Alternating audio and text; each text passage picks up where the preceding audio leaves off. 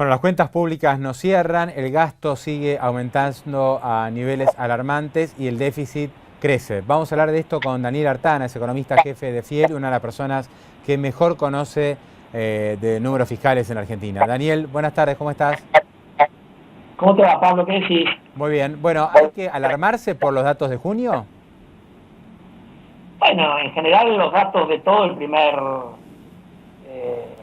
primer semestre han mostrado el gasto sin intereses creciendo por arriba de los ingresos genuinos, llamando por tales cuando uno saca los aportes del Banco Central y del sistema previsional. La diferencia ha hecho que el déficit primario, cuando uno excluye estos ingresos, aumentará en una forma muy importante, ¿no? Entre el año pasado y este año. Claro, ¿y cuál es la tendencia? Esto es para el primer semestre, especialmente junio, ¿no? Incluso creo que el gasto dicen que aumentó 56%. ¿Estas cifras son reales? Sí, eso es el gasto excluyendo transferencias a provincias. Cuando incluís las transferencias a provincias, como estas están atadas, las automáticas a la recaudación, la suba del gasto es más baja, está en el 40 y pico, pero de todas maneras, en cualquier caso, es por arriba de los ingresos genuinos que vienen creciendo, digamos, según el mes, 35, 36%, ¿no? Claro. ¿Y qué va a pasar en el segundo semestre? ¿Cuál es la tendencia para la segunda parte del año? Bueno, yo diría que uno tiene una economía que sigue en recesión, con lo cual va a ser difícil ver alguna recuperación en el ritmo de crecimiento de los ingresos. Por el otro lado, es cierto que los números del primer semestre, en particular la parte de subsidios a la energía, están influidos por la devaluación. En la medida que el gobierno se ha sentado sobre el tipo de cambio después de la devaluación de enero, más allá de que lo ha movido un poquito ahora, uno debería tener, algo debería aliviarte el tema de los subsidios en relación al año pasado, ¿no? Lo que pasa es que, bueno, los gastos salariales han crecido muy fuerte, y otras partidas de gasto también, así que nosotros creemos que va a haber una presión importante sobre el Banco Central en la última mitad del año, en la segunda parte del año, sobre todo sobre el final. El año pasado, recordemos que el Banco Central emitió para el Tesoro 94.000 millones de pesos.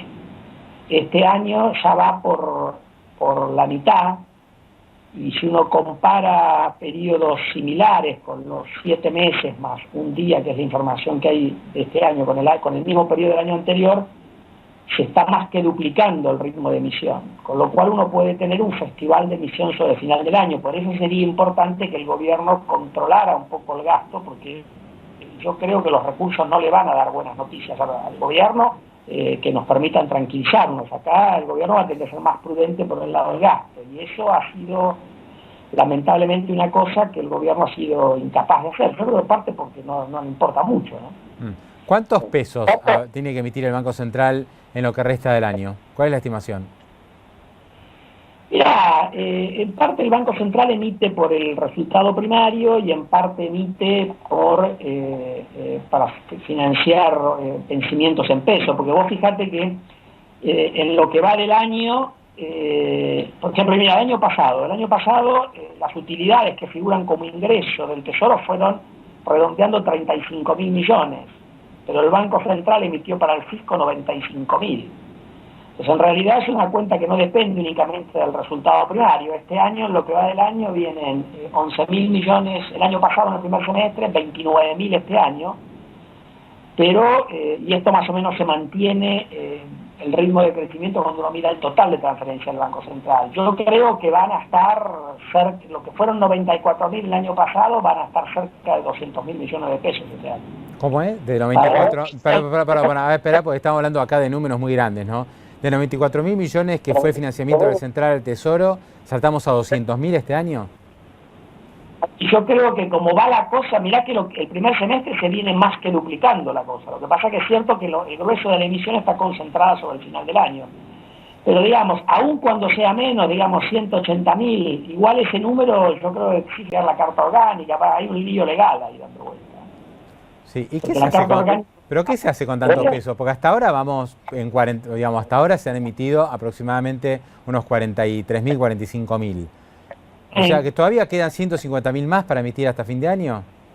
la sensación de que hay algún riesgo de que ese número sea muy fuerte. Hay mucha estacionalidad en las transferencias. El año pasado el grueso de la plata se transfirió en el segundo semestre. Esto tiene alguna relación con los vencimientos de deuda en pesos que tenga el gobierno, y también hay estacionalidad vos no te olvides que tenés los meses de alto gasto por el tema de aguinaldos, son los meses de junio y julio, según se paga el aguinaldo en sueldos y jubilaciones, y después lo tenés en diciembre. El año pasado la emisión en noviembre y diciembre fue espeluznante, ¿no? Ahora, Daniel, te quería preguntar, ¿esta es plata que hay que absorberla? ¿Cómo se hace? Porque no creo que el central esté en condiciones hoy, aparte con esta baja de tasas, de quitar estos pesos del mercado. Lo que ha hecho, bueno, el Banco Central lo que ha hecho es absorber, porque además se está emitiendo para comprar dólares, porque afortunadamente ha podido comprar dólares en la primera parte del año. Ese factor ahora le va a desaparecer, pero de todas maneras ha estado absorbiendo fuerte con Levax y Novax. Obviamente que eso tiene un costo. El costo es que hay menos plata disponible para crédito del sector privado, y eso también es un factor que está detrás de la recesión. Es decir, esto es difícil de cambiar en la medida en que uno no logre mejorar los números fiscales. Entonces yo creo que el gobierno al final, de alguna manera u otra, se va a financiar, pero el que va a pagar los costos va a ser el sector privado, tanto consumidores como empresas, que cada vez tienen menos crédito, en parte porque la recesión te incentiva a tomar menos, pero vos tenés, el crédito del sector privado está creciendo 15 puntos por debajo de la inflación real, 25 contra 40, claro. Es un crecimiento, una caída en términos reales. Si haces la cuenta bien, te da como 10% largo en las últimas semanas. Eso es una contracción crediticia fuerte, ¿no? El ajuste que le está haciendo al sector, hacer al sector privado es tremendo. Y para cerrar, porque sos elegante a la hora de sugerir cuáles son las consecuencias, ¿no?, de esta expansión monetaria, cuando decís, bueno, lo vamos a pagar o lo va a pagar el sector privado. Estos pesos uno estima que tienen que ir a la inflación, aún en un contexto recesivo, o al dólar, es decir, uno tiene que estar previendo mucha presión cambiaria sobre el cierre del 2014. Depende de lo que haga el Banco Central con la absorción vía letras, ¿no? Siempre tiene la posibilidad de emitir y después absorber vía letras. En el fondo colocaste deuda en el sistema financiero y le dejaste menos al sector privado. Ahí habrá que ver cuál es la decisión de política monetaria que toma el Banco Central. Si decide ir en una política de expansión del dinero, en un contexto donde vos tenés problemas de credibilidad, creo que podemos tener un fin de año con una brecha cambiaria muy elevada, más elevada de la que tenemos hoy.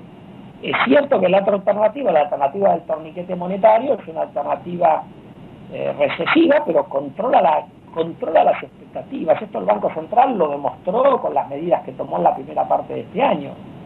Yo diría que a mí me parece que el camino, la solución a todo esto es que el Tesoro tiene que ayudar al Banco Central. Ahora vos me preguntás si esto va a ocurrir, y lo veo difícil que ocurra, porque la verdad que va en contra de lo que dicen en el discurso y lo que vienen haciendo en la primera parte del año. Entonces después no nos agarremos con el Banco Central, porque el Banco Central tiene la opción de esterilizar menos y por lo tanto bancarse más efectos sobre los precios, porque la emisión tiene un efecto sobre los precios. No digo que sea la única explicación de la inflación, pero tiene un efecto. Y el efecto tiene también un efecto sobre el tipo de cambio paralelo, o esterilizar más y por lo tanto bancarse más problemas de actividad económica. Es decir, la cuadratura del círculo no la puede resolver el Banco Central, y que puede volver a hacer que el círculo sea redondo es el Ministerio de Economía. ¿En cuánto termina? Correcto. ¿En cuánto termina, Daniel, la inflación de este año? Bueno, nosotros tenemos una hipótesis de que se va a mantener el nivel que está ahora, alrededor del 40%, porque la recesión te controla un poco la inflación, lamentablemente, ojalá la controlaran de otra manera, pero creo que ese número es más o menos donde vamos a terminar. La inflación ha bajado, ha cedido de lo que fue la primera parte del año y está en el entorno de 2 y pico mensual. Julio dio alto, pero tiene estacionalidad por el tema de vacaciones. Venían alrededor de 2 y monedas en los últimos meses, y creo que se puede mantener ahí de acá a finales del año, suponiendo que el gobierno devalúa acompañando la inflación, que es un poco lo que empezaron a hacer en las últimas semanas, porque antes habían planchado el tipo de cambio y eso tampoco sirvió para frenar mucho la cuestión. Daniel Artana, un gran gusto, muchísimas gracias, buen fin de semana. Igualmente para vos, Pablo, un abrazo. Hasta luego.